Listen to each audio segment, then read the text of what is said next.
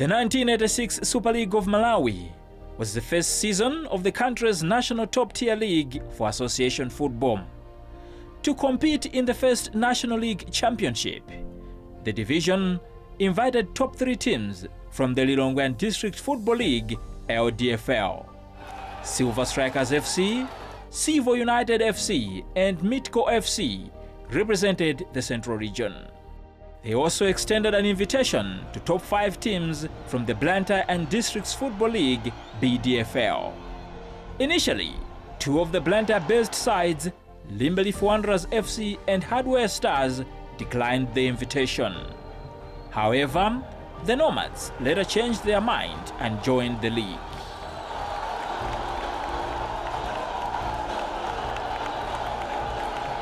As a result, Admark Tigers replaced Hardware Stars for the league slot. Red Lions, Bata Bullets and Berwick Power Park, which later became MDC United FC, were the other 3 teams from the southern region. Gillett Nasset was the first league sponsor of the 3-round home and away league format. On March 15, 1986, Mitco FC and Admark Tigers played the league opener. During that match, Lamek Bota became the first scorer in Malawi's Super League history when he scored in the 21st minute, as the capital city side got the better of their opponents with a 1-0 margin win.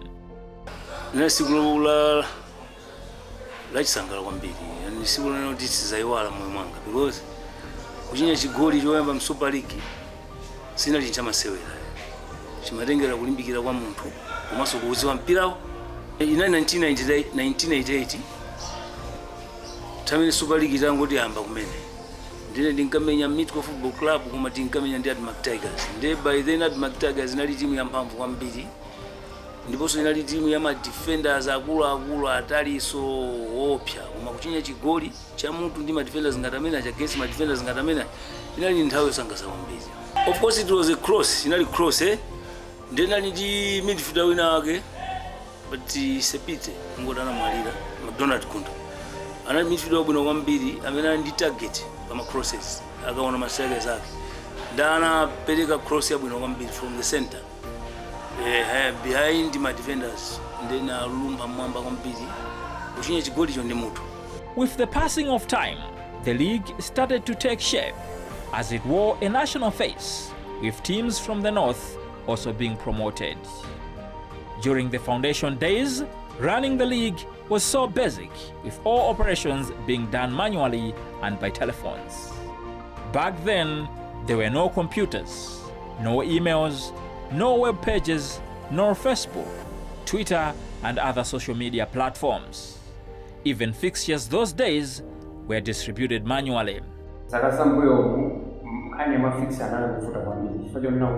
Timadingira kuti ataipe akataipa ndandi patsi pamanja ekendizungulira naso mjena yabonamo ku radio stations kwa NBC ku Times newspaper ya Nation kumasukulusa pa Kamji Stadium pa polisi tikachoka hapo ndi mapitanso kulindi ku 101 kumabwereranso kufika mu Kosamo mmene munaliso ma radio stations ena kadachina Star Radio zinali zinthu zovuta kwambiri fanane lero kumapeza kuti ngati silipitisa mwa nsanga kumapeza kuti ma radio stations wa amavutika kuti maprogram awo apande mwinaso timakumana ndi mvula mapeza kuti mapepala ajani ndi china chinthu chovuta kwa basi koma masiku ano kupezeka kuti zinthu zikuyenda bwino malingana ndi technology imene inasintira kupeza kuti anthu mapeza mafisa mwasanga fanthani imene timakhanga kuti kapena tikubisa koma sizinali choncho malingana ndi imene inali nthawiyo koma pano zikuyenda and nthawi lero maofisi alipo Nyambalero maofisi General Secretary Munale akapita banda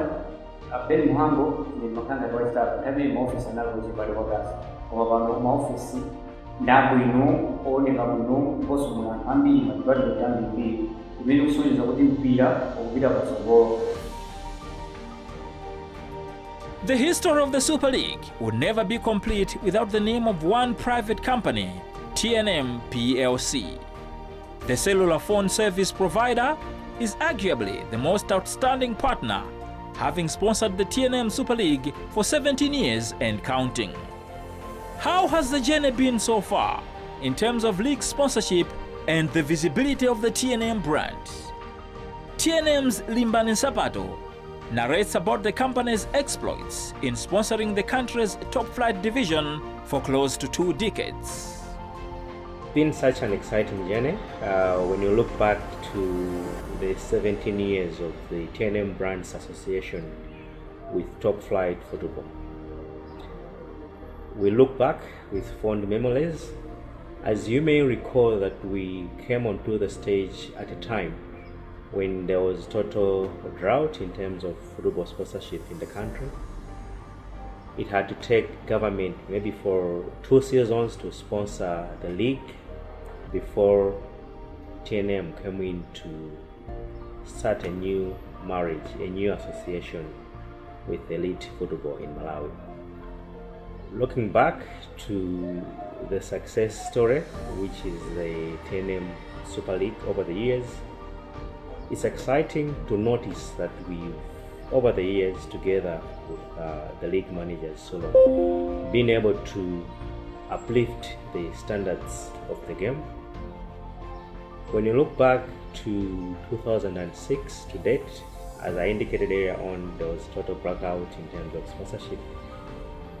Over the years, we've managed to elevate the game, add value, such that today you find that a lot of big brands are now able to see lots of value in the local game. So it's exciting. Again, as a brand, we are looking at 5,000 customers and counting. We can look back with excitement that part of that growth, that part of that exponential growth as a brand can largely be attributed to the brand's association to the beautiful game of football. Equally, when you look back at the pitch, we've been able to, as a country, been able to export players to foreign leagues, and these are products of the TNM Super League. The same translates to the success of the national team. You will recall that the Flames have been to AFCON in the last 17 years twice, and the nursery for the national team is the TNM Super League. So all those are part of the success stories which we can continue to narrate all day long. Equally exciting is that within the same period, the league managers Solom has grown now into a more organized institution that is able to manage the game to date with high standards and seem eager to take the game into the future.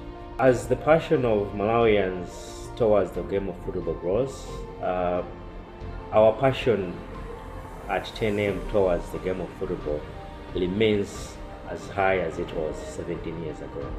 So we can only commit that our romance with local football will continue to grow day by day, week by week, month by month, and years by years.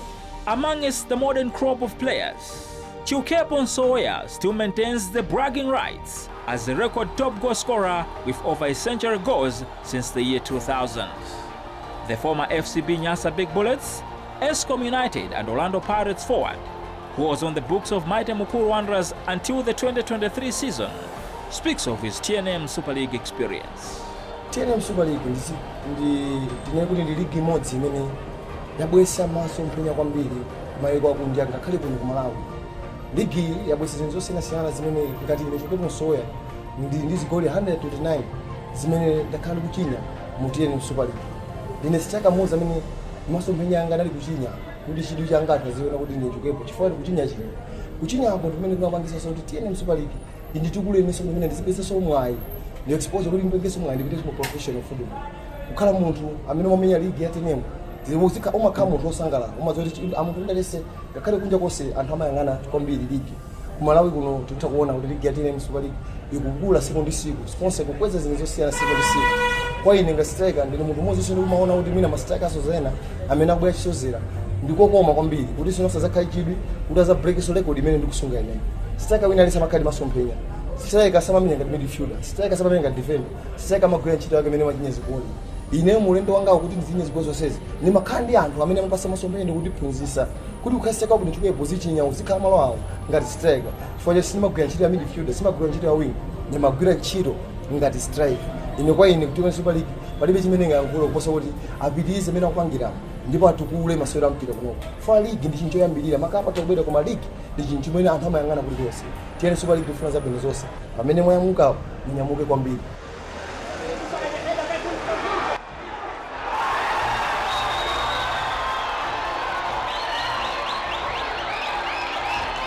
Each generation has its own heroes. The 2023 season made FCB Nyasa Big Bullets attacker Patrick Mwangulu Player of the Season. The lad talks of how he has taken the league by storm.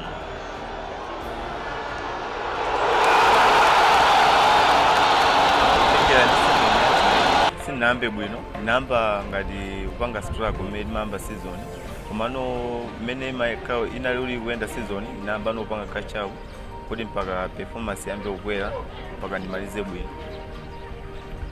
And season ino chofunika kwambiri ndi pre-season kuti ndilimbikire kuti kamati kwamba season ndiyambe bwino kuti wina kuzisakhale zovuta.